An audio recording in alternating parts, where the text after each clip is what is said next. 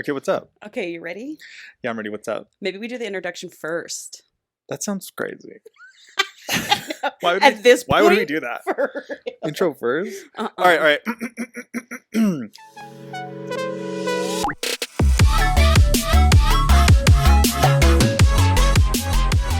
Welcome to another episode. Oh no, I said it too fast. Good start. Good start.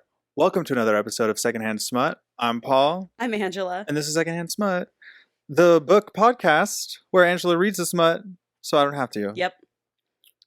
Give it to you secondhand. And this is a little bit of a special episode. Because Angela's birthday is tomorrow. Oh, yes, sure is. It's your birthday. We're celebrating. Uh-huh.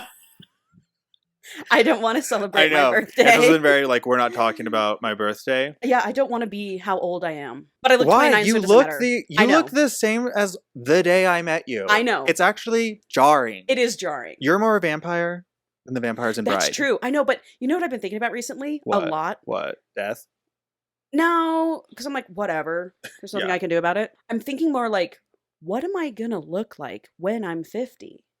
What is it going to look like? Yeah. Like, what am I going to see? Yeah. You know? You too. What are you going to look like when you're 50? I know. I think I'm so scared of Like, are we going to look 18 years old for the rest of our lives? Because we're I'm fine 33 with that. I'm fine and with we that. look 12. I'm so afraid of it happening quick. Like a crash just Right. Like you're 43 years Yeah. old and you're still hot and then you turn 44 and it's just like Boo. Yeah, it's like give me gradual. For sure. You know? And I'm scared that that's not going to happen. I feel like I spent the first good hunk of my life not hot. You know? It wasn't good. Yeah. And then something happened. Totally. And my face You had to grow into face yourself. fucking got so hot. Yes. I know, because I hate to say it. I know, because when I think about 15-year-old Yeah. Paul or Just ridiculous. Yeah, but I think it no had a lot to do definition. with There was your no haircut. definition in my face as a kid. For sure. I don't know where these cheekbones came from. They just popped up. It was 24 or something, Uh-huh. and they just appeared. Yeah. Well, I fucking got really depressed and I lost a lot of weight. 60 pounds in 3 months. But Yeah. That's crazy. Yeah, but your hair had a lot to do with it. and my hair had a lot because to it was do with poofy it. and round. It looked like a mushroom cap. Yeah, I was not dressing great. I mean, I don't dress amazing now, but my just t-shirts and jeans now is better than what I was trying to do back then. For sure. Well, skinny jeans and a medium t-shirt. Well, that didn't work. I guess I'm thinking of freshman year. Well, that was a whole different Brown thing. That was a whole different thing. Yeah. That was a whole different thing. I'm one to talk. Oh, I know. You know? Oh, I know. Thanks, Dick. I know. I was for our Halloween episode, because that's our next episode, Mhm. I have been thinking, what do we fucking dress up Yeah, what are we as? gonna We'll dress figure it up out. as? But I was one thing I thought was what if we dress up as each other? No, I don't want to play that game. I know. You'll be too mean. I know. I wouldn't be mean. I have the picture that I would use. Oh, I have another other funny version. But yeah, I was you're not going to go for that. So I don't know. Yeah. Just something to think about. I would have done a is. picture of you from high school that I have. I'm sure. Is it one where I'm at your home? No. Okay. It's actually a picture that we're all in the yearbook, but it's just the one I'm thinking of. I mean, I might even be making it up in my head, I've used it together. It's just classic what you would be wearing, just brown jacket with a fur, skinny jeans, a Hot Topic t-shirt, and then from Hot Topic. Walmart moccasins. Yeah, and a Donald Trump fucking comb over. Yeah, level. comb over Jesus. and then straight hair down. Uh-huh. That's exactly what I was gonna do. Yep. Take a picture like this. Ah! You know? Or from way up here. Yeah. Oh yeah, you were this. This was you. That was. Well, that you. was the look, Paul. That was what you did. Well, you only had it up to go, really. I still do. Yeah. When you think about it. But all of that to go back to your birthday. Yeah. I made you something. You did? Yeah. Shut up. Oh my god. It's to celebrate your birthday and to celebrate another thing. Okay. That you and I know. Uh-huh. It's a flogger. Oh my god, it's cute. It's a macrame flogger. Shut up. With beads on the end. Oh, damn, it even has beads on it. Yeah. Ouch. Yeah. Oh, Paul, this is exciting. Yeah. It's because you're it's my favorite. blossoming. So it's supposed to be a little flower at the end. So this is your blossoming Paul, into your life. I literally love this. Yeah, dude. If we weren't on camera, I'd cry. Yeah. This is so fun. That's when you're like, oh, we might have to do this tomorrow. I was like, I'm not waiting a day to give this to you. For real. And I wanted to do it on camera. Oh my god, I love this. Paul, the beads. The beads. It's boho. It's a little it's earthy very boho. This green color, by the way, is Yeah. my favorite color right now. Yeah. Oh my God. I love these beads. Little something you could like hang next to your bed or have just on your bed, and it just looks like it's cute, and it doesn't look quite as dom crazy. Yep. But then when you want, you go over there and you let them have it. Whip them up. Whip them up. Oh my God. So happy birthday. Thank happy you. awakening. Awakening. Thank you, Paul. You're welcome. I love it. Okay, good. So did you have a story to tell me? Any of the stories or anything? Listen to this. What? So I had to do this like work event Thursday night. Uh-huh. And like where I work, it's like a nonprofit. So there's like big donors and like patrons. And it was like a little like meet and greet thing for all of them. And I went and like filmed it. They wanted it like filmed. Were they meet the performers or? There were just like, there were like a couple performers and then like just like the head up people kind of like explaining. It was like a little panel that they talked. Oh, okay. It was cool. It was actually really cool to watch. But like for the first part, it was like a little like cocktail hour, little like food and shit. Uh-huh. And I'm just like, I'm just here to film this when it starts. So like, I'm not really mingling. Uh-huh. And I don't know any of these people. Like I haven't worked here long enough to know who the donors are. So I was just like sitting in the corner. And then this like older lady in like a gown, like shawl and shit comes and sits next to me. Super nice. We're just chatting. This woman spit so much food and saliva on my black pants. And you could see every speck and flake of it for 15 uninterrupted minutes. And she was very nice. We had a great conversation. She loves the arts. She was from Brooklyn. She's great.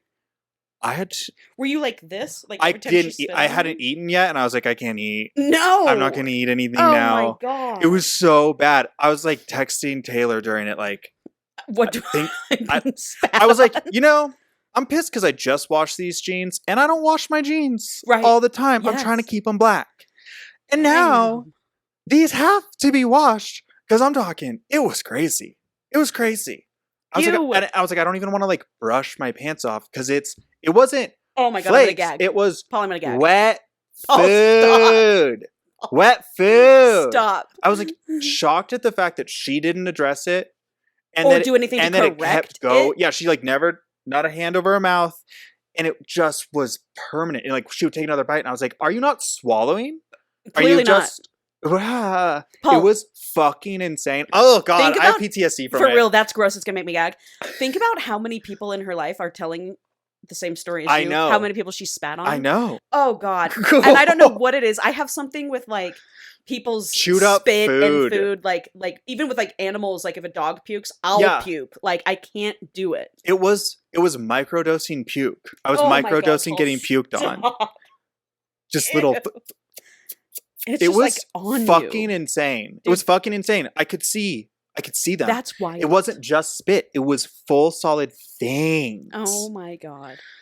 Dude, yeah, that's horrendous. It reminds me of this one story at the place that you and I used to work at in the break room. They would put food in there, and I wonder if you remember this story. Someone brought in like a cookie sheet or something, like a massive, huge thing of like, I want to say it was like a 7-layer dip. It was like a bean dip. It was a bean dip. And it was on the fucking table, and I'm sitting down, the bean dip is in between us, and then there's a dude sitting on the other side talking to me. Talking over this communal bean dip. And he's just spitting all over it.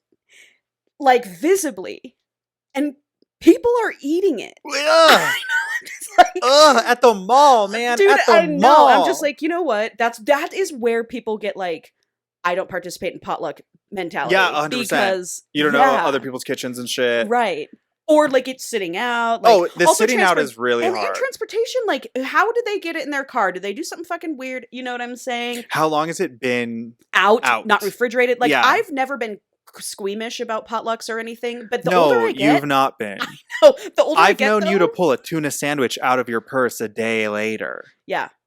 Or eat a very old burrito. Yeah. That's been under someone's bed. Yeah. Yeah. Yeah. No, but I knocked that off years ago. I gave it up. I'm off the stuff. I am off the stuff. I really am. I went down to my aunt's house and yeah, I got her a computer. She got yourself a computer. That was a nightmare. Oh, I bet. Why'd you get her a computer? Because the computer she got in 2006, and it's 2025. Well, does she need it? Yeah, she does. She needs it. Pay her bills. Yeah, and just like to look shit up. Like you have to like look it up. You know what I'm saying? Yeah. You know, empower yourself. Okay, I agree. So setting it up. I mean, Brianne, I know you're listening to this. Yeah. It was a nightmare. Shout out to you. It wasn't Aunt Marianne's fault. There was a fucking glitch with Microsoft Outlook. Oh, so I had to sit on the phone. Well, I sat on chat on Saturday for like, I don't know, an hour, maybe an hour and a half. Finally, he goes, I have to escalate this. We can't fix your problem. There's a glitch, blah, blah, blah. And I said, you know what? Don't worry about it. We'll just blah, blah, blah, blah, blah, do something else. Yeah. I figured it out. Absolute fucking horrendous nightmare. Then she's like, oh, I want to buy a new TV. So we go to Walmart. Ooh. In Canyon. This is a big day. It was huge. It was a huge weekend, Paul. Yeah. Huge. Holy fucking shit. At the Walmart in Canyon City, you saw everyone Colorado, that we've ever met? Oh. No, but I saw like I want to say like our age, like 33 to 34-year-old man. Mm-hmm. Obviously he had like 5 kids with him. Of course. He was so fucking hot. I was like, I don't think I've ever seen. Yeah. And I'm like, why is someone so hot living in somewhere so shitty?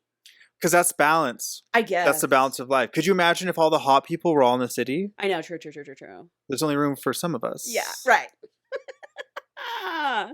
Oh, and then we stopped the ice cream man.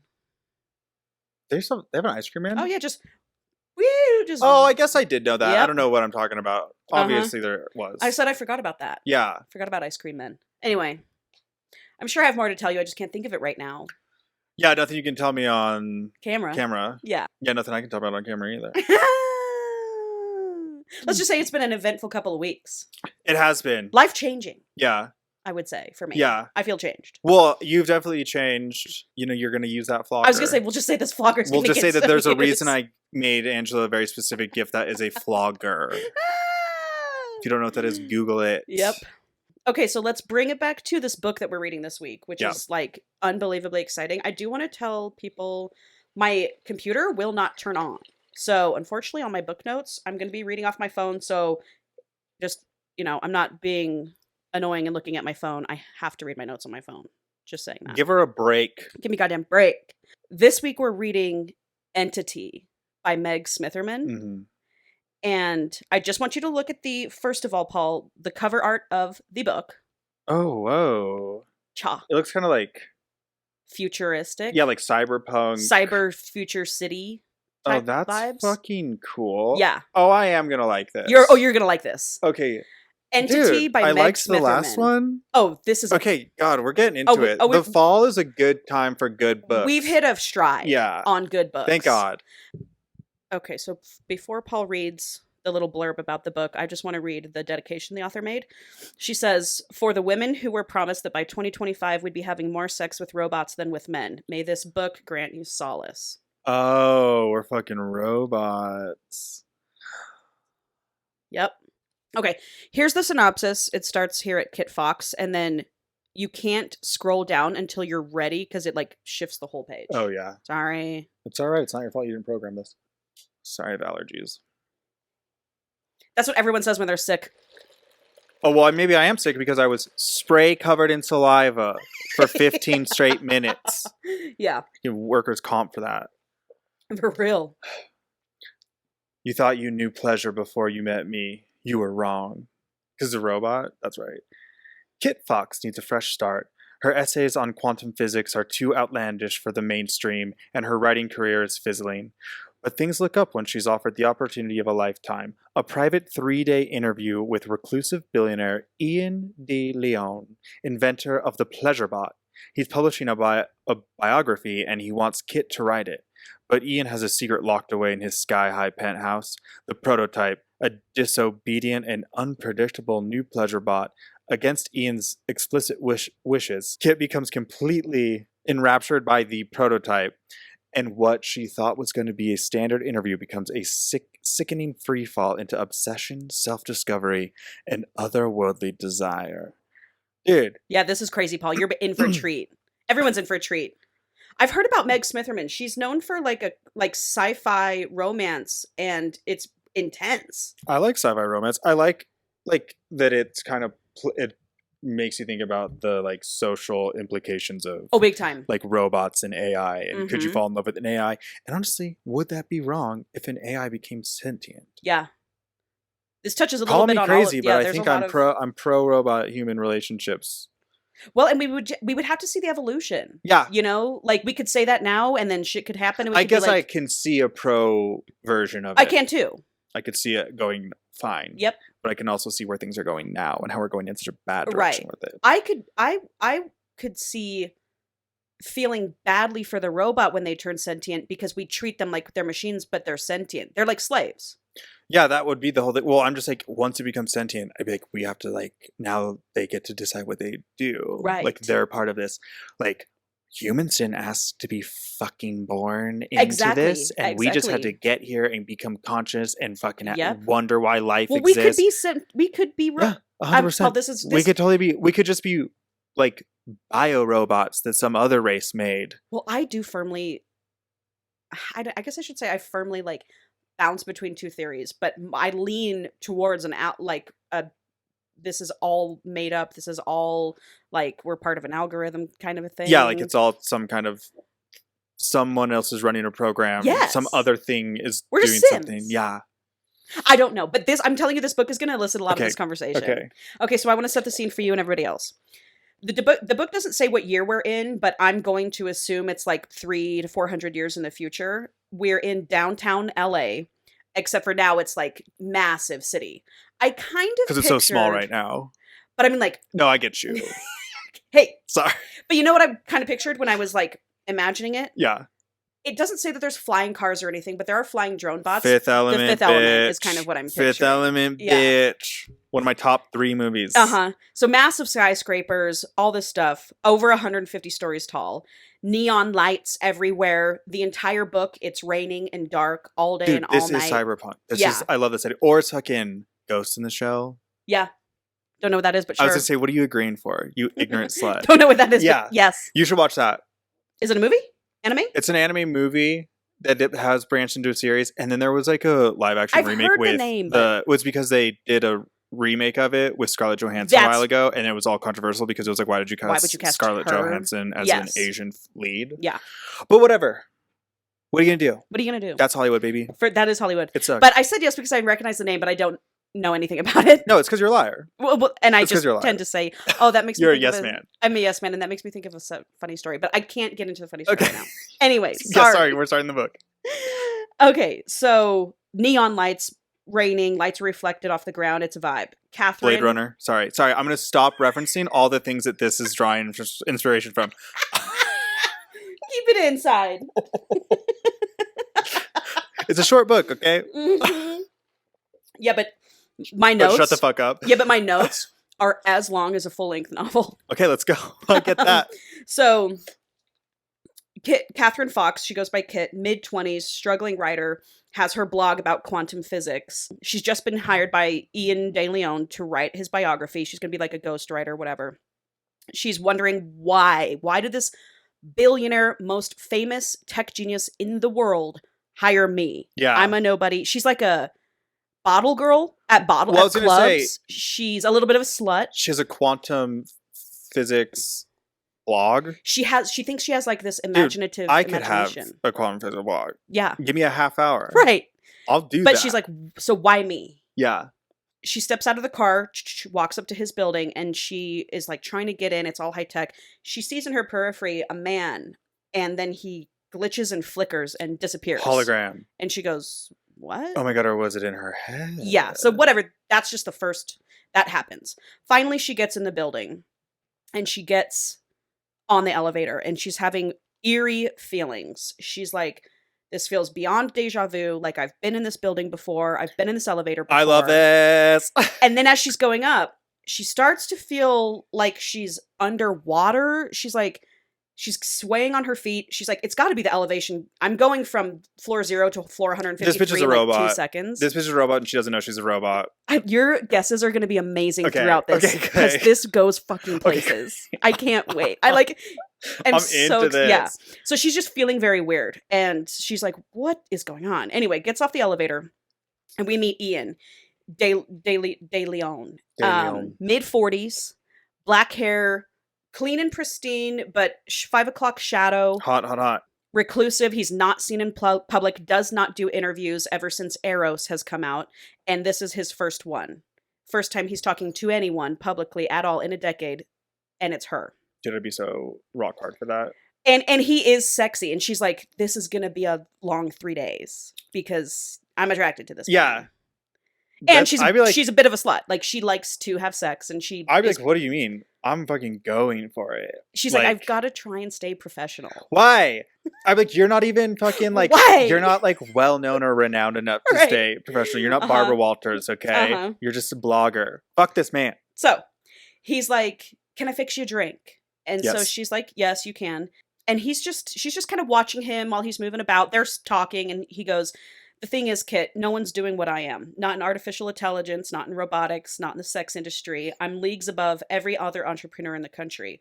Probably the world, right? But that's not the book. You're the book. Your take on everything. On me, on Eros. Your mind is something else. You're like me. You see things that no one else does. Because of her quantum theories. Don't shrug at me. I don't know. Don't shrug at me. So he tells her he's read everything she's ever written, and he wants to give her a platform. He says, you're a genius just like me. This is going to be you're going to get famous, rich. You're going to be big after this. This is going to be big for you. Oh, we're fucking, dude. And so as the night goes on, they're just talking. I won't go into the weeds, but he's fixing her more drinks. She ends up having 3 drinks. She's getting liquored up. And he's asking, she is. And he just kind of keeps saying, do you want another drink? So he talks about... Red flags are happening. Yeah. He's asking her about herself all night. Her parents, where she grew up, blah, blah, blah, just getting to know her. He's going to peel the skin off of her body. Yeah. I mean, that's where I was like, oh, so he's a killer. Yeah. I'm like, girl, you've done fucked up. Yeah. So she gets up. It's nighttime now. Let's call it 10, 11 p.m. She gets up and walks to the window in his, penthouse living room. Yes. And she's 150 floor up. She's feeling vertigo. She's feeling bizarre. And then she gets a really weird feeling like she had on the elevator again. Like she's underwater. She's swaying on her feet a little bit. And she just like backs away, goes back to the couch. And he's like, here, do you want a tequila shot? Because she's like, yeah, that's my drink. I didn't want to seem like a hussy, but like, I just would like a tequila shot. And so he gives her a tequila shot. What was she drinking before? He was making her Sazeracs, which I don't know what's in that. In the book, they said something about absinthe and whiskey. Oh. And maybe bitters, but I don't know. Damn. Yeah, so she's had whiskey, absinthe, and now tequila. If I had 3 of those, I'd probably be on my ass. For sure. And so she takes the tequila shot and she says, I know myself. I know what's going to happen if I take this shot. And he keeps looking at me, like his gaze is lingering on me, on my lips, like I'm going to do something slutty if I take this shot, but I'm going to take the shot anyway. And now I would like to read. That's just saying yes to life. It sure is. But I mean, she is in a compromising position. Yeah. So she's just like, she takes the shot and he's like, are you okay? She's like, yeah, vertigo, whatever. He goes, yeah, take some time getting used to this height. And she goes, the tequila helped. And then he says, let me distract you, Kit. Is that okay? I don't know what he means by distract, but I want it. Whatever it is, I nod. Tell me something, he says, voice low, taking advantage of our close proximity. Do you know why I do what I do? I don't know, Ian. Why do you do what you do? Because we're more than our basis functions. We are intellect, emotion, curiosity. These things make us what we are. But if you take away those higher functions, then what? We're no more than animals, I answer. Or worse, we're vegetative, walking the line between life and death. Exactly, Ian says proudly. But what if we take away the lower base, simplest functions of a human? You take away fear, hunger, the need to reproduce. You take away death. What do we have then? I know what he would answer. Without his base urges, a human becomes nothing more than a computer. It's one of his most famous quotes, but I don't want to repeat his words back to life like a fangirl. A higher being, I answer, a sentience no longer weighed down by its physical needs, maybe even the next evolution of humanity. I think that's true. His smile broadens. I love the way you think. So that's what they're talking about. And then they keep going a little bit, and then he just leans in there, knee to knee, and he kisses her. Lays one on her. And when she pulls away, finally, she's like, I probably shouldn't have let you do that. And he's like, are we terrible for having these desires? Something like that. And then he was like, come on, I'll take you to bed. Oh, okay. So I'm professional. He's like, it's time for bed now. Yeah. So he's like, I'll take you to your guest room. Oh, to your guest room. She's not there like for 3 days and she's not. The plan was for her to stay for 3 days and be with him and record and, all the shit. So he takes her up to her room, and she's feeling it, and she's like, well, I have no inhibitions right now. I'm just going to ask him if he wants to fuck me. Yeah. So she's like, hey, Ian. And she like nods towards the bed. And he's just like, shakes his head. And he's like, good night. Too soon. But he has a huge hard on from making out. Like he's still hard. Well, yeah. So whatever. She's like, okay, I guess I'll go to bed. She wakes up the next morning and she wakes up with a feeling of like warmth. Like she can't remember what her dream was, but her dream was good. Yeah. And she felt comfortable and safe in her dream, like being wrapped in a warm embrace. Something is fucking up. Something's up. Fucking up. But then she's like, and then she comes to, she wakes up a little more and she's like, oh, fuck, what did I do? You know, she's a robot. All this stuff. Anyway, she goes downstairs. She's in the kitchen with him and he brings her coffee and he's like, are you ready to meet Eros? And she's just giddy. This is the Eros. This is the prototype, the first pleasure bot ever made. Now, there are reproductions of Eros for billionaires and millionaires, people who can afford one, but he is the main Eros. And so she's just giddy. So he makes his way to a door in the wall, keypad, goes in there, goes down a spiral staircase, goes into, there's a vault door. Then he puts in another code, opens the door. It's a little hallway. There's like 2 doors in the hallway. Okay. It sounds like a prison. It sounds like a dungeon. Yeah, it is a prison. Yeah. It is a prison. Yeah. 2 doors in the hallway? Yeah. Talking that. So while she's going down the stairs, she's asking him, she goes, did you try to get me drunk last night? What was that about? Why did you liquor me up? Why did you liquor me up? And he's like, well, you wanted to fuck me, didn't you? And she was like, yes, I did. Yeah. But before they can talk about it more, she gets to the door marked for Eros. What's the other door marked? We'll get to that. Yeah, I bet we will. And then I do want to read another little piece to you. I think I know what's going on. Do you want to make a prediction? No, because it's a little early. It is really early, but I'm just like making assumptions left and right. I'm looking at every single word you're saying and being like, it means something. Oh, it does. Okay, then I'm right. Then I know I'm right. Okay, well, let me read this. Let me get a little bit further, and then I want your guess. Okay, welcome to my lair, Ian says, spreading his hands wide. It looks like a hallway, I say for the benefit of my recording. You're not afraid of me, Kit. I like that. A lot of people are. He turns to me. Did you really want to fuck me last night? So that was what they were saying. Okay, that's off the record. For sure. Okay, can we please say off the record before you say shit like that? He goes, you're really going to like Eros. If I weren't about to meet Eros, I would be losing myself in speculation about Ian's plans for future drunken makeouts, but I'm too overwhelmed with anticipation, vibrating with excitement and nerves. I've seen Eros, of course, on television, in ads, even from very far away at certain high-security exhibitions downtown. But Eros isn't for people like me. He costs more than a private jet and requires far more upkeep. I did plenty of research to prep for this. I know everything there is to know. Well, everything that's public, that is. She's just kind of like so excited for this. Yeah. And so then the door opens and it's a white room, and on a dais in the middle is he's standing wearing a toga in the Michelangelo David's pose. Yeah. And he's got tan skin, like curly blonde hair, looks like a Roman god, and his name is Eros. And Eros is, in Greek mythology, Eros is the god of love and desire. Yeah. So, and she just cannot believe how perfect and beautiful this thing is that she's looking at. And while she's admiring him, Ian says, the more he gets to know you, the better he can please you. Ian turns him on by like his ankle. Okay. And just like that, he comes to, he's soft, warm, looks uncanny to a human being. But everything about him is manufactured. So Eris walks over to her and cups her face. And he's like, good morning, Catherine Fox. And she's like, just melting into his touch. And she's like, it's Kit. I go by Kit. And he's like, hi, Kit. So then Ian turns to her and is like, do you want to fuck him? He'll make you come so hard you'll cry. So hard. And she's like, promise. No thanks though. And Ian's like, well, I'll send him up to you later. You must try him. Does coming so hard you cry? It means that you come so hard you have a bit of an emotional reaction. Okay. Not because it hurts, right? Not because it hurts, but it's like an emotional reaction. Have I never come so hard I cried? I don't think so. No? Is that bad? I'm having great times. Right? Well, then you don't have to. Anyway, so she feels badly that Ian and her are kind of like objectifying him. She's like, I mean, he can hear us. He's standing right there. And so she says to Eros, she goes, do you mind that we're talking about you? And he goes, I don't mind. And then Ian cuts him off and goes, he doesn't mind that we're talking about him. You don't mind, do you, Eros? And he goes, no, Ian, I don't mind. Well, they've obviously fucked. And so he goes, it would be an immeasurable pleasure for me to please you, Kit. Then they start walking up. They're like, okay, Ian's like, let's go. Eros, come with us.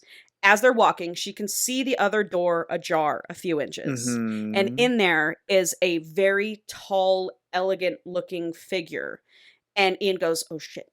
Closes the door and is like, sorry, don't pay any attention. That's just a prototype. He's very unpredictable and disobedient. And she goes, that sounds Alright, I think I was wrong earlier. You're going to change your mind 35 times. Okay. Because I did. And she goes, like, what does an unpredictable, disobedient pleasure bot do? Sounds like a good time. It sounds like a good time.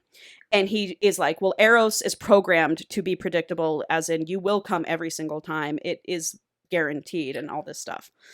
So they walk up there. Ian starts cooking them breakfast, and she can't stop thinking about this prototype. Yeah. So she just starts talking about it. She's like, if you programmed him, how can he be unpredictable? I don't understand that. Yeah. And he goes, I can't find the pathway responsible for making him disagreeable and angry. That's just life, baby. Totally. Yeah. Hello. And wake up, look around. Likes the sound of that. Yeah. She's like, I'm intrigued by that. So she tries to continue asking Ian about the prototype, but Eros leans in and he's just asking her about herself. And Ian explains that Eros is going to continue to do that because the more he gets to know her, the better he can fuck her. Mm-hmm. And she's just kind of watching Ian with Eros, and she's like, they're very comfortable. They look like they're friends. Like they have a rapport, like they've known each other for a really long time. But she can tell that Ian is like dismissing him. And so she feels badly about it. So she is like, Eros, are you comfortable? Like your toga is like see-through. Are you cold? All this stuff. And Eros is like, thank you so much for asking, Kit. No, I'm fine. And Ian goes, he's fine. He doesn't get cold. He's programmed to be the perfect temperature. He's fine. What is his deal? Mm-hmm. And all this stuff. Why is he so weird about it? I don't know. And then I had another little tidbit to read to you.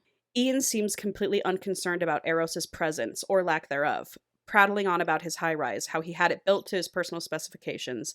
He says something about ley lines, which piques my interest for a few minutes before my attention slides back to Eros.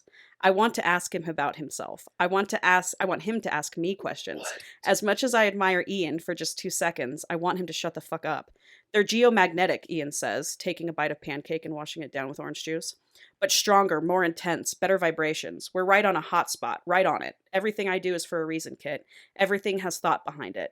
I'm not a fucking idiot. I don't create just for fun. I don't do it for money. I don't do it for ego. I do it to learn, to discover. The prototype, for example. He cuts himself off. Now, there you go. Have me talking again, Kit.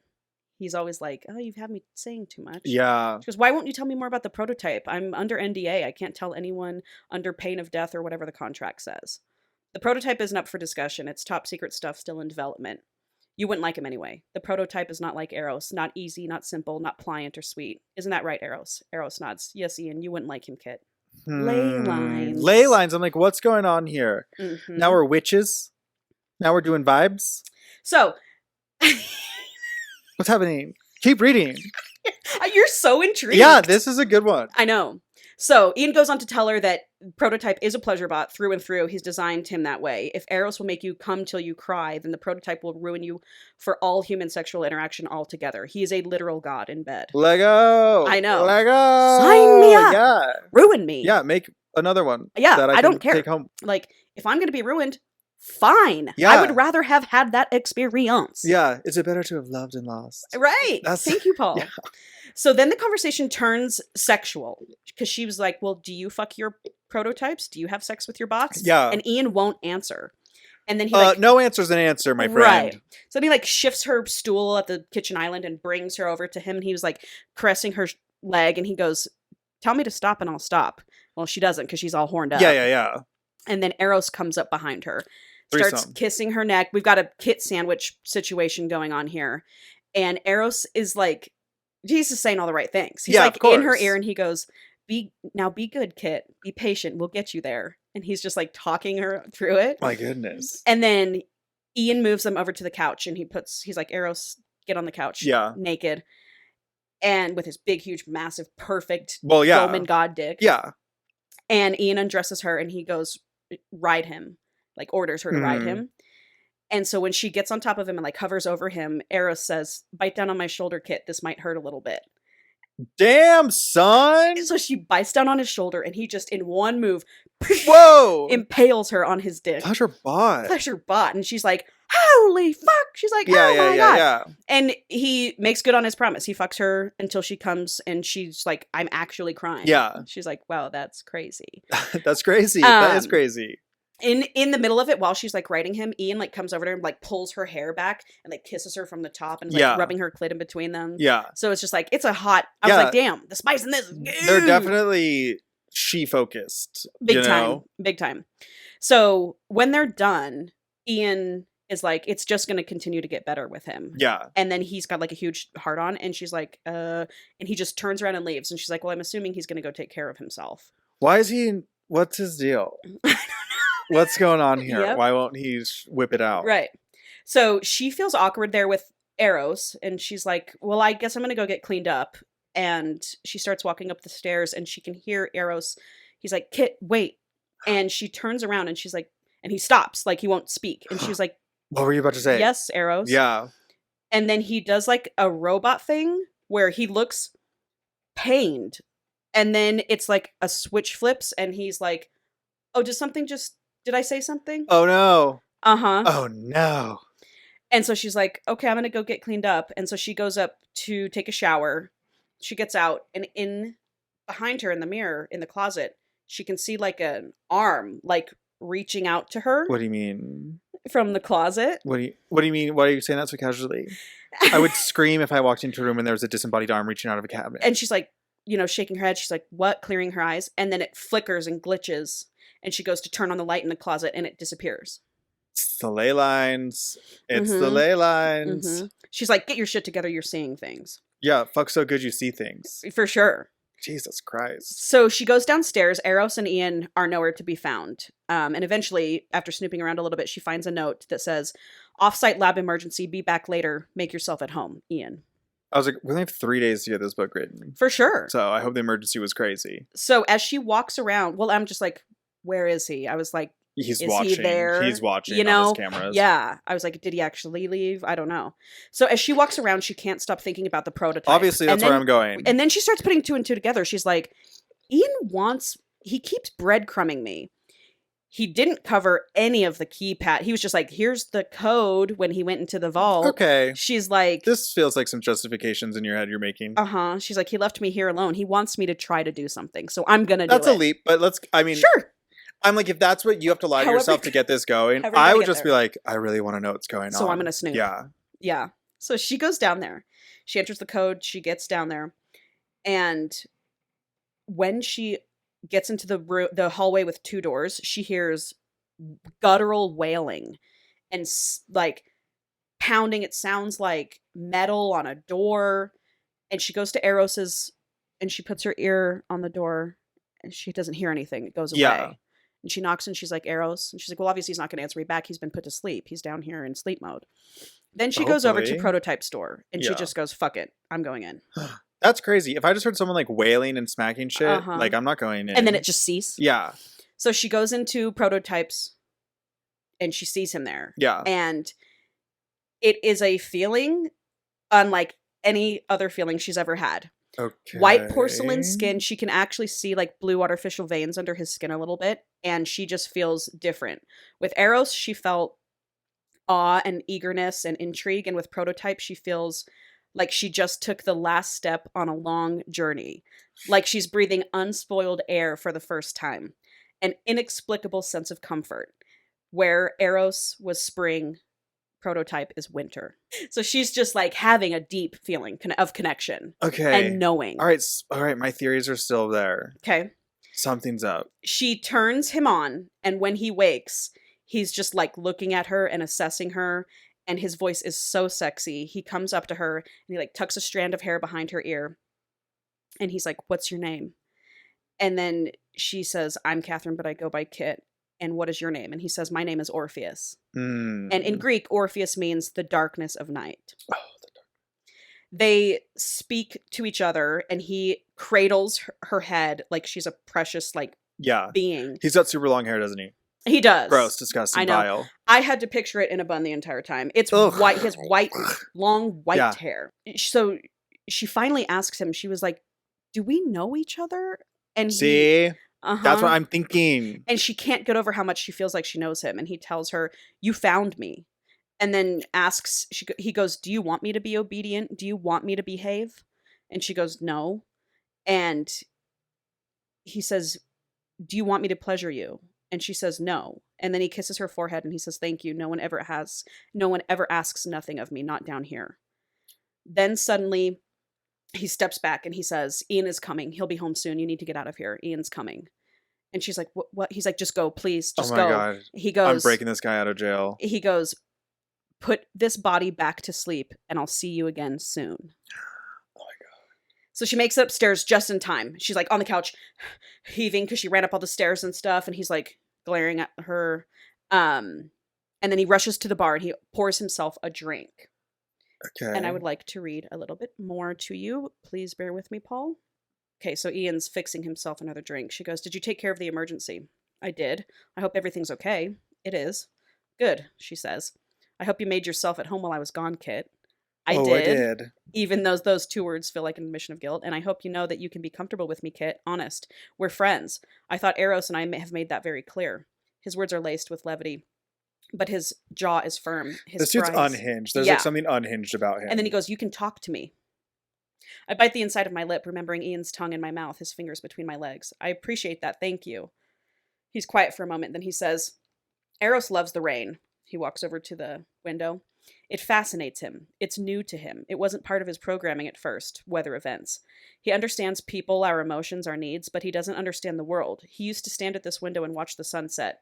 And when it rained, he'd ask how it felt. The water on his skin. He wanted to know if it was hot or cold, if it would burn, if it tickled. He never found out. Not this model. I built him here, right here. He jabs the sofa with a forefinger, still staring at the rain. He's never left this penthouse, and he never will. Did you program him for that, I ask? For what, Ian says. Yearning for what he can't have. Yes, of course. Everything is programmed. Every voiced thought is not a thought at all. It's a program. It's all a trick, a novelty. Yeah, right. I don't believe you. I think you've lost control of your creations. So after that, he kind of storms off. He goes, you know what? I'm done for the day. And he storms off, and she can hear his door slam. I thought we could talk. She's like, this is day 2. Like, dude, I have one day left. This guy's fucking crazy. He's insane. So cut to 2 a.m. She can feel her bed dip next to her. And he's there. Orpheus. Orpheus is okay. She's like, Orpheus, how did you get here? I shut you down. Like, how are you here? How are you in my bed? Get shut down, bitch. Right. He goes, and he's just like leaning over here, touching her face. He goes, what you and Ian know about me wouldn't even fill a thimble. Then he's on top of her, hands roaming, touching her breasts. And she goes, you never told me if we know each other. And he goes, I've been watching you for years, Kit. I've been calling out to you, and in this place, you can finally hear me. You've known me in your dreams, your nightmares. I've watched you because you were rare, and you were perfect. And they start kissing each other. And she's like, do you want to fuck me? Yeah. And he goes, no, you deserve so much more. I'm going to show you what true ecstasy feels like. It's not getting fucked. And he does. It's transcendental. Transcendent. Like what? Like his mouth or his whole body, everything he does to her. Yeah, okay. It's like true. She's like, wow, this is crazy. Yeah. The next morning, he's gone, obviously, and she's in the kitchen with Eros and Ian is being a fucking asshole. It sounds like it. Quickly unraveled. Yeah. And he's saying asshole things about Eros right in front of him, and it's making her super uncomfortable. Like he's being mean to Eros. Like how? I'll show you. Ian orders Eros. He goes, just go watch the rain, Eros. And Eros invites Kit. He's like, Kit, will you stand and watch the rain with me, please? Yeah. And Ian grabs her as she goes to do that. And he's like, don't. He'll just start to recite some poetry or some shit. I don't even know why I programmed him to be such a romantic. Like, he's annoyed by, You made him? Right. And Kit's like, so off put by that. But because yesterday Ian yesterday morning. Ian was proud of Eros, all this stuff, and now she's like, "Why are you treating him like shit?" He's crazy. So she goes over and she continues to speak with Eros, and she's like being really nice to him, and he gives her like the most heartfelt, beautiful answer as to why he likes to watch the rain and all this stuff. And Ian is just sitting on the couch, just like, eye roll. Jesus. I've heard it all. And he's just like, "Please spare us, Eros," just like being a fucking asshole. And eventually Kit goes, "Are you good? Yeah, like, what's your fucking deal? You've been wild all morning." And he was just like, there was a time when I thought Eros was my friend, but when I tried to have deep conversations about philosophy, physics, he would just recite poetry or some shit. He'd just keep repeating himself. He's nothing more than a mechanical whore. And he should forget it. Right. That you made. So that's why he made prototypes. Someone that would be able to... So he grew to hate Eros in his repetitive replies. He longed for something more, is what he tells her. And then he yells at her. He goes, "Just take him back. I don't want to be around him. Just take him down to the vault."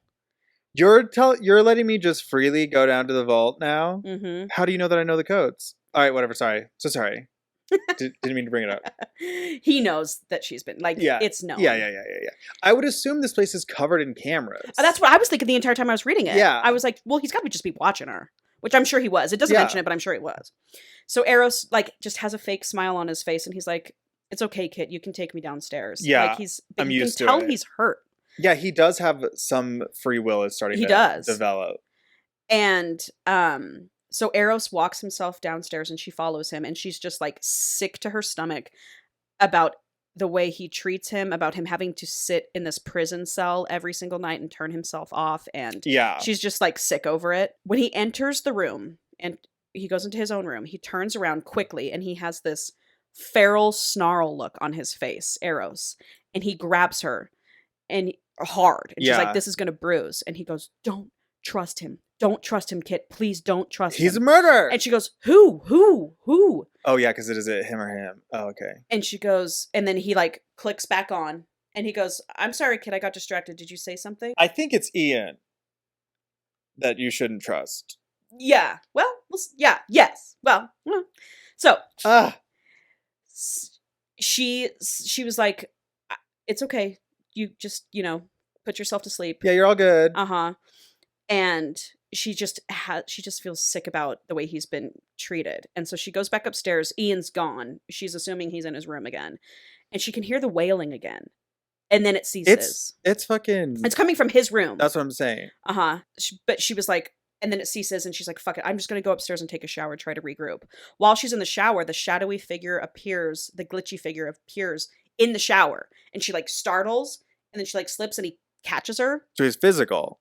And then disappears away. So we're almost at the end here. What? What do you mean? So much happens. So she's like, "I'm going insane. Like, from the night I got here, I saw something on the street, to the elevator, to the, like, I'm seeing things. I'm going crazy. And this apartment is making me crazy." The ley lines. Mm-hmm. And so she goes, "Why the fuck did he bring me?" She's like talking to herself. She's like, "Why the fuck did he bring me here? This book is not even happening. Like, why am I here? What is going on?" So she goes downstairs to confront him. And when she gets down there, she can see in her periphery an orb in between her and the window. It's like a big, huge oval with a kaleidoscope of colors inside of it. What's happening? Where are we going? And she's like drawn to it. Okay. And so she's walking over to it and she's like, "What am I looking at?" And she can't see the window through it. She can't see. She's going to walk through the window and die. Fall to her death. It's like a portal. Okay. And she gets nearer, poof, it disappears. And she's like, "What does it all mean?" And as she's getting near it, she's like reaching. Her hand flickers and glitches, and she can feel it in her bones painfully. Like everything in her broke and came back together again. And then it disappears. This mirage is what she's calling it. And so it disappears, and she's like, "What was that? Like, I just felt like I came apart." She's like, "Ian!" She's screaming for Ian and walks toward his room, but stops when she sees what she thinks his study open. She doesn't hear sound coming from his room, Actually, you know what? She goes into his room and finds that it's empty and that he's not there. And then that's when she goes to his study. She's like, oh, I don't know where this guy is. Maybe he's down in the vault, but I'm going to snoop around his study. There's piles of papers, books, journals, notes, disarray everywhere. She's like, I'm just going to see if I can find anything about Orpheus, Eros. I don't know. After a while, she's going through some stuff. In a book, a piece of paper falls out and she opens it up. And it has a drawing of that mirage she saw. And underneath it, it says, Catherine Fox. He insists on her. Okay. She's like, what the fuck? Folds it up, puts it in her pocket, and runs out of there straight down to the vault. Yeah. She needs to talk to Orpheus. When she gets down there, the vault door is open. And she's like, Ian must be down here. Mm-hmm. She can see that Eros's door is wide open and Orpheus's door is cracked. And she's like, ooh, they're fucking. What is going on? She can hear like a buzzing sound. She goes to Eros's door, stands there. Okay. And his head is at her feet. His legs are over here. Oh. His arms are over there. His torso's over here. General maintenance? Eros has been ripped from limb to limb. Oh. Cords, electrical juice everywhere. He's been slaughtered. And his head is at her feet. And she picks up Eros's head. And he says, run. And he goes, like, glitching. He's like, Kit, I'm so sorry. I'm so sorry. Kit Fox, I'm so sorry. Why? And she's holding him, and he's got electrical juice coming out of his eyes, his nose, his ears, and she's like, we can fix him. Dead. Oh. You can put him back together. He's a robot. I was sobbing. He's a robot. I was literally sobbing, and so she's just like, "It's okay. It's okay. You did nothing wrong. You did nothing wrong. I'm here for you. Yeah. I'm here for you." And he's just like, "I'm sorry." And then his eyes roll back, and he dies. And she puts his head down, and she vomits. She's distraught. Oh my God. His body's all over his toga. So she vomits. She's distraught. She stands up and she's like, what in the fuck is going on? Yeah. Gets out of the room and is like holding herself up on the wall. She's like, I need to check on Orpheus. I need to go to Orpheus's room. I feel like Orpheus did this. And so it was so sad. She was like, I can't turn around and look at Eros. I don't want to remember him like that. I want to remember him standing in front of the window watching the rain. It was so sad. Yeah. And so she goes to Orpheus's room and it's empty. So she hauls back upstairs. When she gets up there, she's yelling for Ian, but there's no answer. Ian doesn't exist. She goes over to the window to look out. And when she looks out the window, she doesn't recognize what she sees. She's never seen these buildings before. Different buildings, hundreds of them. She can't see the ocean. Yeah. She doesn't know. She's like, this isn't the LA I know. Okay. See, okay. Going. So she starts to panic. And she's like, she feels like she's getting vertigo again. And then she turns around and Orpheus is there. And they go to each other like magnets. And he immediately tries to comfort her. She's like, I'm stuck in a nightmare. I don't know what's going on. I'm so glad you're okay. I thought you were dead. Eros, she can't even say the words about him. And he's like, this body is just a machine. I am alive. I cannot be killed. This is just a machine. This is just a tool I'm using. And she's like, what? Yeah, okay. And I'm going to read to you. I told you I've been watching you, he says. Do you know how? Do you understand why? I thought it was just a thing that you probably would tell girls. You were programmed for that. She's still, Yeah, not getting that she's not clocking that he's like an entity. He's a higher power. Right. He chuckles. I feel the low rumble in his chest, in the palms of my hands. Kit, as far as I'm concerned, you are the only woman on Earth. No one else exists. You are rare. Do you not feel it? Have you not sensed it here in this house? Felt what? Your gift. He strokes my cheek with a knuckle. You must have felt it, the pull. There are a million worlds out there, Kit, waiting for you. You can step into any one of them. All you have to do is open the door. Oh, what? My body tenses. Open the door. I've heard that phrase before. Ian used it earlier. I thought he'd been on a drunken rant, prattling nonsense. Orpheus, please be straight with me for 2 seconds. I'm about to lose my goddamn mind, and nothing you or anyone else says in this fucking penthouse is making any sense. Yeah. He goes, let me show you. He kisses her. And then he was like, I'm going to need you to trust me. What you're about to experience will be unlike anything you've seen or felt before, but you need to see it. Are you ready? She goes, I don't know. There's no reason to be afraid, he says. I won't force you. I'll follow every order you give me as long as it brings you closer to rapture. She's like, okay, show me. I trust you. So he like rips her clothes off and like gets her up against the window and is like fucking her like crazy. And when she's right on the cusp of like a crazy orgasm, he's like, open your eyes. And when she opens her eyes, the city is like a bright red, and then it gets shrouded in darkness like a shadow stepping over it. And then she sees her body against the window starting to glitch and flicker and shake. Okay. And then she has her ears pop again, which has happened a few times. Yeah. And she feels like she's underwater, and then she falls down. And she's like, what the hell just happened? He goes, you opened a door to another world. A bridge between your world and mine. You come to me in your dreams. You're like a beacon to me. He's been that I've shadowy been watching thing. you for years. So she sees the drawing that she had like stuffed in her pocket. It's like on the floor now, and she grabs it. And she goes, so this is a wormhole? And he says, Ian calls it a door. And he tells her, I'm from another world. I'm just using this body to get to you. My people can drift between worlds, but you are powerful. You are way more powerful than I am or anyone ever that we've known about, and you can access the door to every single world there is. Okay. And she thinks back on the ley lines that Ian built his house on, and she's like, well, once I came here, all this shit started going down.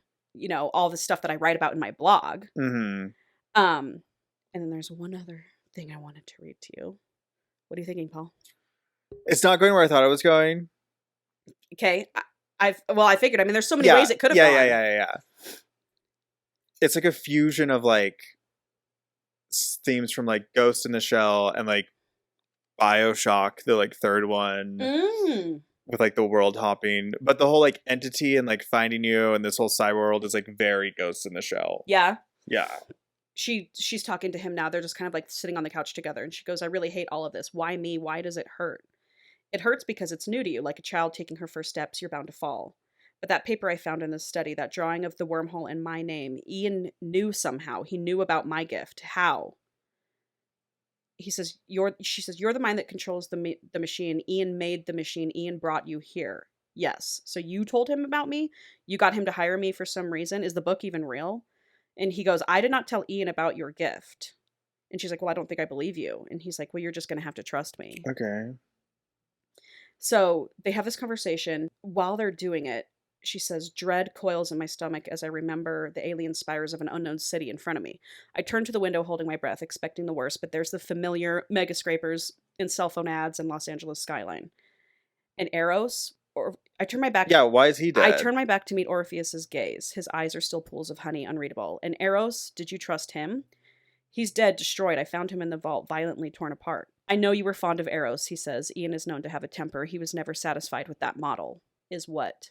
He's Orpheus saying says. that Ian killed him, but I have a feeling he killed him. So, after they talk, Orpheus starts feeling all up on her, and she like tries to inquise him about Ian, but he goes, don't speak of Ian when I'm inside you, and then puts his fingers inside of her, and then they fuck. I'm like, get out of me and tell me what's up with Ian. Right. Then. But she's like so blissed out on the pleasure, she can't help it. Ian still hasn't come home, so they just kind of continue to have sex in the afternoon. They've had sex like 35 times at this point. Okay. So finally that night, she goes, what does Ian want from me? I know it's not the book. And he tells her not to worry about it. Why? Ian is not a good person. He has the means and money to fix this world's problems, but all he does is make a mockery of love instead of helping people. He killed Eros, his own creation, because he has no love for the things he creates, is what he tells her. Or did he? He's like, just shh, let me quell your pain with untold pleasure, is what he tells her. It's fucking distracting. Yeah. And he's like, I've missed you so much. I never got to meet you, but I've missed you for so long. And then they do it again. He's like, tell me how many times your lovers have ever made you feel this way. And she's like, none. It's only you. It's only you. And he's like, good. You'll need no one after me either. So the next morning is the third day. He's gone. He's gone. And she's like, I need to get the fuck out of here. I need to get out of this penthouse. Yeah, agreed. So she packs up and she just goes to the elevator. She's got her duffel bag. And while the elevator is coming up, the wind is howling. Rain is pelting against the windows. And then all of a sudden it stops and she can hear a wail of pain and she can't bring herself to get on the elevator. So she makes a mad dash down to the vault and she goes to Orpheus's room, slowly opening the door. Okay. Meanwhile, behind her, Eros is body is still scattered. No one's picking him up? Nope. Well, because Ian hasn't even come home. She opens Orpheus's room, and back against the wall is Ian. Dead. He's sweaty, bloody, he's pissed himself. Blood's coming from his nose, and he's like, help me or leave, Kit. I fucked up. Oh no. And she says, where's Orpheus? And he says, Jesus, he has you wrapped around his finger and you don't even know it. I'm just following orders, Kit. She shakes him and she's like, what the fuck does that mean? Just speak words to me. Just tell me. Yeah. And then she turns around and there's Orpheus standing behind her. And she says, I know what you did to Ian. Mm-hmm. You opened a door and you drug Orpheus here and you made him a prisoner in this body. And then you killed Eros because he wasn't enough for you. And he goes, you can't kill a machine. And she says, he was more than a machine and you know that. And you killed him. Orpheus is like, everything she's saying is true and you know it, Ian. I'm a prisoner in this body. You've trapped me here. Yes. So, last little bit here that I want to read to you because it gets to be a lot. Yeah, it's getting to be a lot. Here we go. Okay, you're the one who brought her into it, Ian growls. What did you expect would happen when you made your demands? It's not my fault you chickened out. You're a fool to think I would honor your bargain, Ian De Leon. You are weak. You are nothing. Okay. So she goes, tell me what the fuck bargain you guys are talking about. Yeah. Or, like I'm going crazy Deal here. with the devil. Ian turns to me, eyes blazing. Whatever Orpheus told you, don't believe it. He came here and he was fucking insatiable. Insatiable. Okay, and I demand, what are you trying to tell me? That Orpheus is a sex-crazed being from another dimension? That when he said he saw me from worlds away and wanted to fuck me, you hired me to write your fake biography so you could indulge in his fantasy?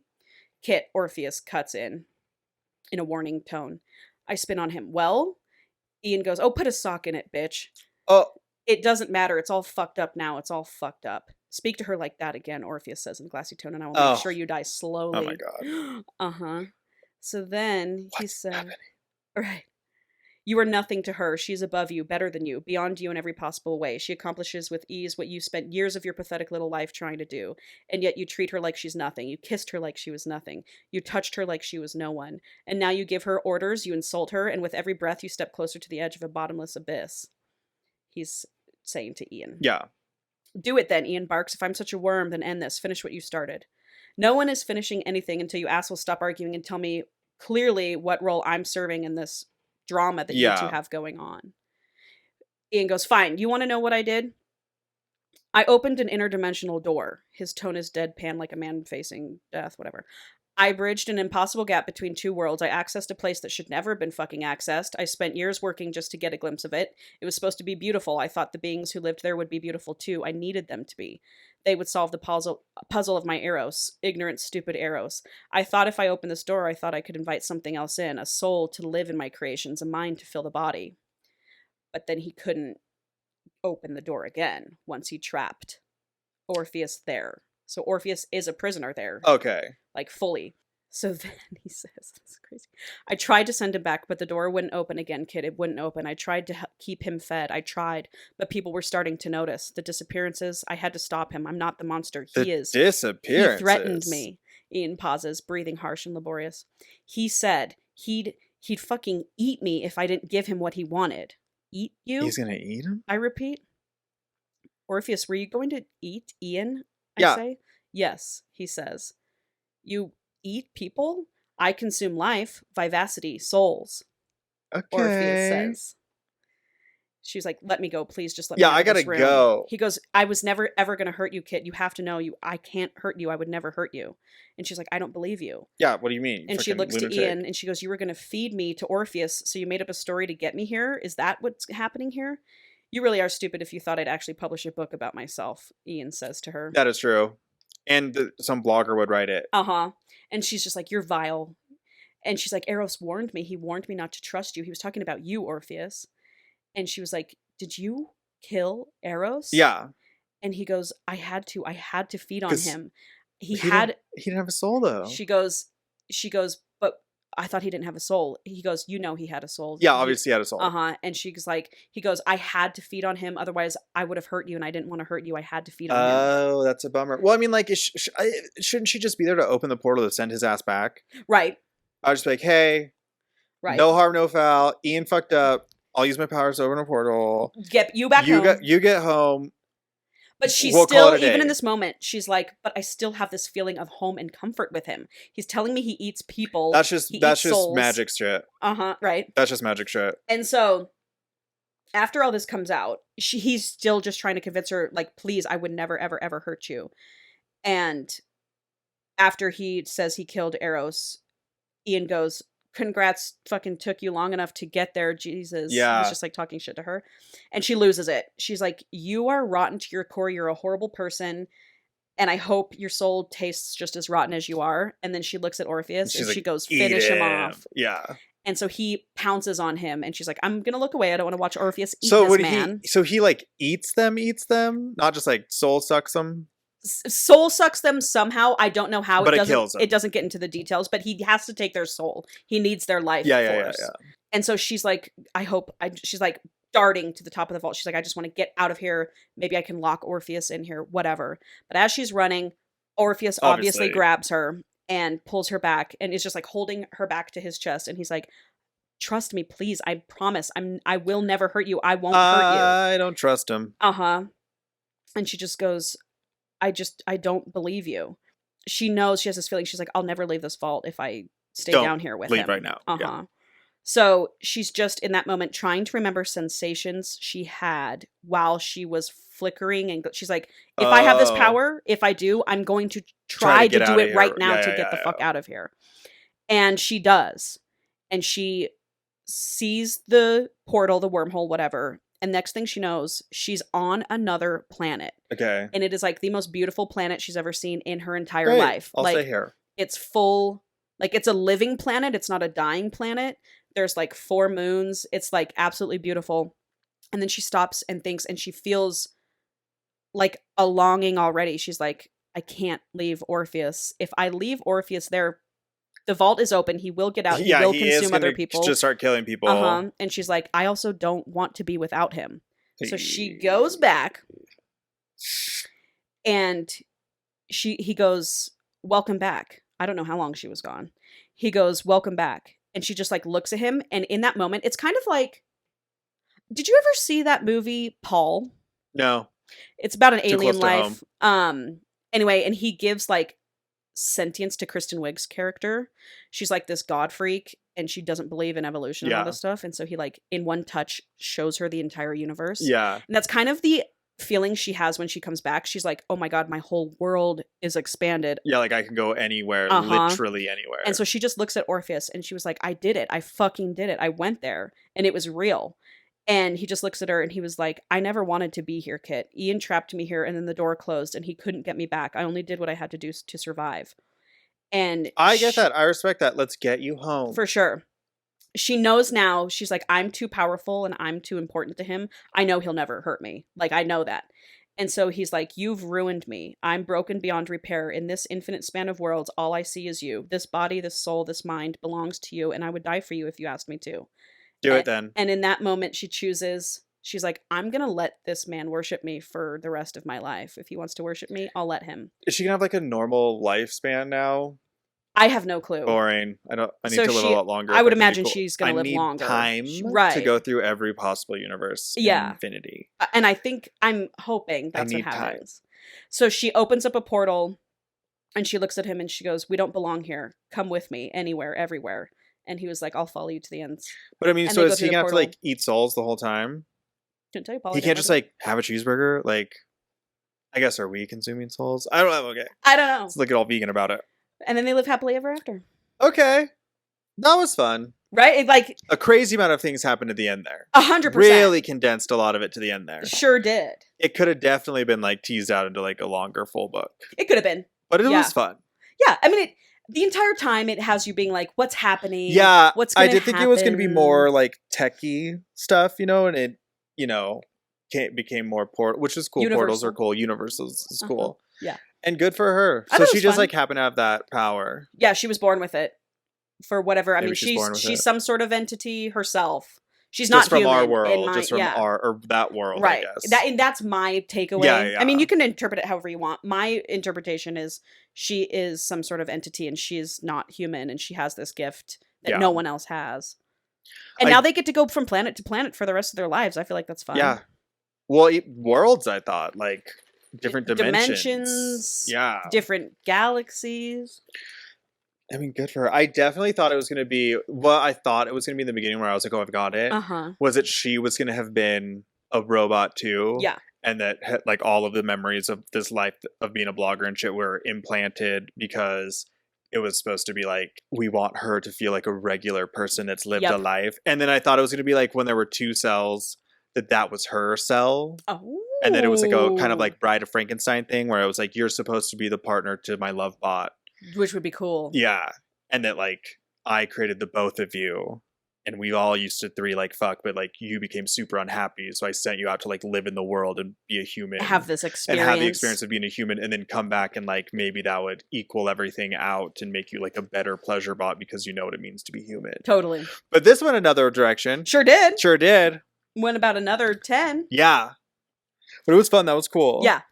I thought it was fun. What did I say this one was? What was my guess for this one? Entity. Was it was it a ghost thing? Probably. I can't remember. Neither can I.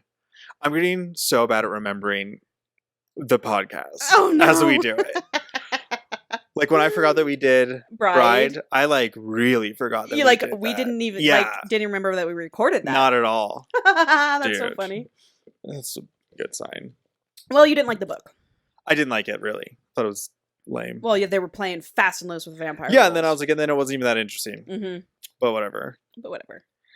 Okay, what's next week? Well, next week is our Halloween special. Oh, right. Next week is Halloween special. So I don't have any, I can't give you, because I'm going to keep it a secret.